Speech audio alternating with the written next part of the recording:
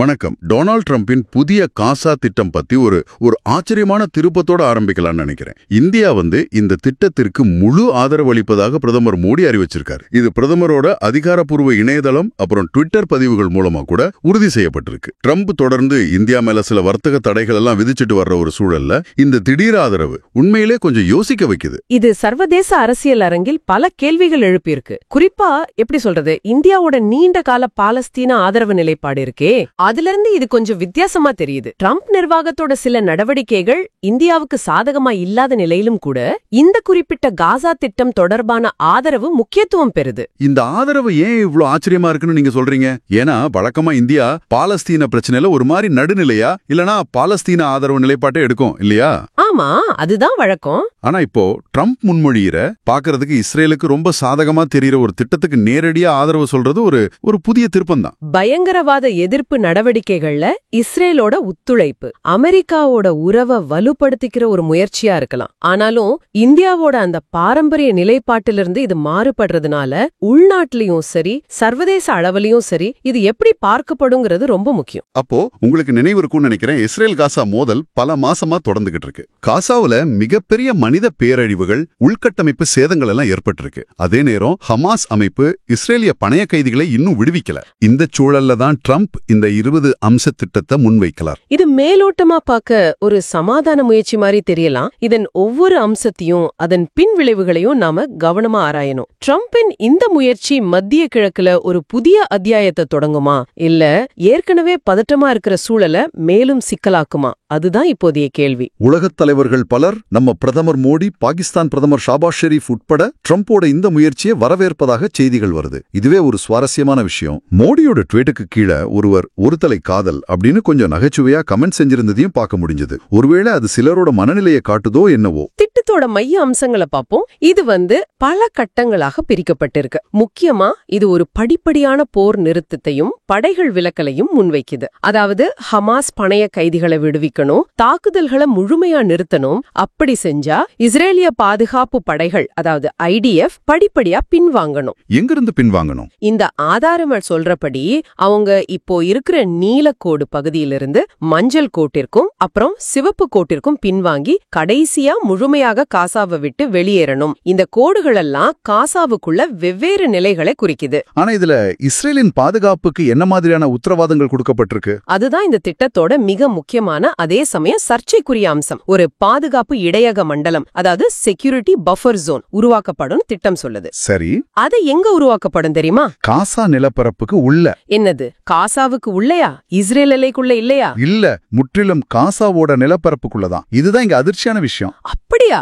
இந்த மண்டலத்துல எந்த மனித நடமாட்டமும் அனுமதிக்கப்படாது. இது ஒரு விதமான நோமேன்ஸ் லேண்ட் மாதிரி. இஸ்ரேல் இந்த பகுதியை தொடர்ந்து கண்காணிக்கும், ட்ரோன் மூலமா மற்ற டெக்னாலஜி மூலமா. யாராவது இந்த மண்டலத்துக்குள்ள நுழைஞ்சா அவங்க தீவிரவாதிகளா கருதப்பட்டு உடனடியாக தாக்குதல் நடத்தப்படும் சொல்லப்பட்டிருக்கு. இந்த பாதுகாப்பு ஏற்பாட்டுக்காக இஸ்ரேல் தன்னோட சொந்த நிலத்துல ஒரு அங்குலம் கூட விட்டு கொடுக்க தயாராக இல்ல. முழுக்க முழுக்க காசாவோட நிலம் தான் இந்த பாதுகாப்பு மண்டலத்துக்காக பறிக்கப்படுது. இது காசா மக்களுக்கு ஒரு பெரிய அநீதி இல்லையா? ஏற்கனவே அவங்க நிலம் சுருங்கி போயிருக்கு. இப்போ இன்னொரு பகுதி மனிதர்கள் வாழ தகுதியற்ற பகுதியா மாற்றப்படுதுன்னா அதோட எதிர்காலத்தை எப்படி பாதிக்கும்? நீங்க சொல்றத பார்த்தா ஒரு திறந்தவெளி சிறை மாதிரி ஆகிடாதா அது? இது காசாவோட இறையாண்மைக்கும் மக்களோட அடிப்படை வாழ்வுரிமைக்கும் எதிரானதுன்னு பல மனித உரிமை அமைப்புகள் நிச்சயம் குரல் கொடுப்பாங்க. இது நடைமுறைக்கு வந்தா காசாவோட பொருளாதாரம், விவசாயம், மக்களோட இயல்பு வாழ்க்கை எல்லாமே கடுமையா பாதிக்கப்படும். இது சமாதான திட்டம்ங்கிறத விட இஸ்ரேலின் பாதுகாப்புக்கு முன்னுரிமை கொடுத்து காசாவை ஒரு கட்டுப்பாட்டுக்குள்ள வைக்கிற ஏற்பாடு மாதிரி தான் தெரியுது.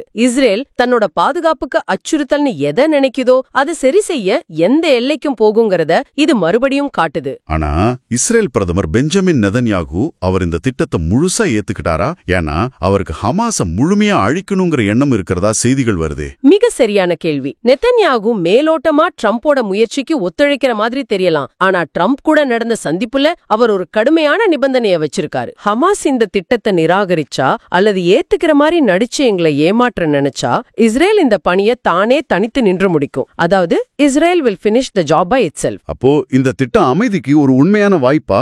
இது அமைதிக்கான பாதை மாதிரி தோணும். தோணுனாலும் அது ரொம்ப குறுகலான ஆபத்து நிறைஞ்ச பாதையா இருக்கு. நெத்தன்யாகுவோட நிபந்தனை அதுவே இந்த அமைதி முயற்சி எந்த நேரத்திலும் உடைஞ்சு போகலாங்கிறது காட்டுது. இஸ்ரேல் தன்னோட ராணுவ இலக்குகளை அடையறதுக்கு இந்த திட்டத்தை ஒரு இடைக்கால ஏற்பாடா கூட பயன்படுத்த வாய்ப்பிருக்கு. பாகிஸ்தானோட தற்போதைய அரசாங்கம், அதாவது ஷாபாஸ் ஷெரீப் ஆசிம் முனீர் கூட்டணி தீவிரமான அமெரிக்க ஆதரவு நிலைப்பாட்டை கொண்டிருக்கு. அதனால அவங்க இந்த திட்டத்தை ஆதரிக்கிறதுல ஆச்சரியம் இல்லை. ஆனா இது பாகிஸ்தானுக்கு எப்படி உதவும்? இஸ்ரேல் விஷயத்துல பாகிஸ்தான் மக்கள் ரொம்ப உணர்வு பூர்வமா இருப்பாங்களே, இந்த ஆதரவு அவங்களுக்கு ஒரு பின்னடைவை ஏற்படுத்தாதா? ஒருவேளை இந்த ட்ரம்ப் திட்டம் வெற்றிகரமா அமைஞ்சா, ஆனா அதற்கான வாய்ப்புகள் குறைவுதான். பாகிஸ்தான் அமெரிக்காவோட ஆப்ரஹாம் ஒப்பந்தங்களின் கீழ் இஸ்ரேல ஒரு நாடா அங்கீகரிக்கப்படலாம். ஆப்ரஹாம் ஒப்பந்தங்கள்ங்கிறது இஸ்ரேலுக்கும் சில அரபு நாடுகளுக்கும் இடையே அமெரிக்கா முன்னெடுத்த உறவை சீராக்கின ஒப்பந்தங்கள். இதுல பாகிஸ்தானியோ இணைக்கிறது அமெரிக்காவோட நீண்டகால நோக்கமா இருக்கலாம். இது பாகிஸ்தான்ல பெரிய எதிர்ப்பை உண்டாக்காதா? கண்டிப்பா மக்கள் கொந்தளிப்பாங்களே.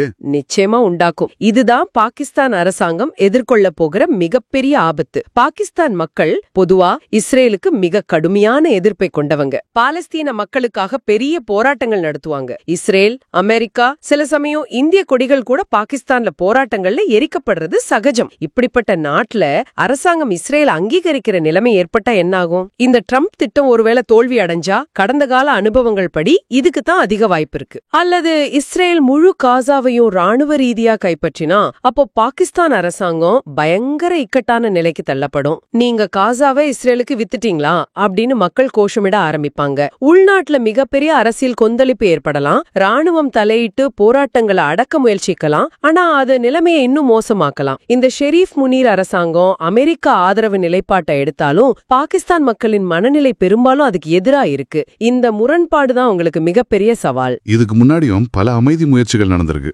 கேம்ப் டேவிட் ஒப்பந்தம், ஓஸ்லோ ஒப்பந்தம்னு பல முயற்சிகள் தோல்வியில தான் முடிஞ்சிருக்கு. இஸ்ரேல் பாலஸ்தீன் பிரச்சனை அவ்வளோ சிக்கலானது.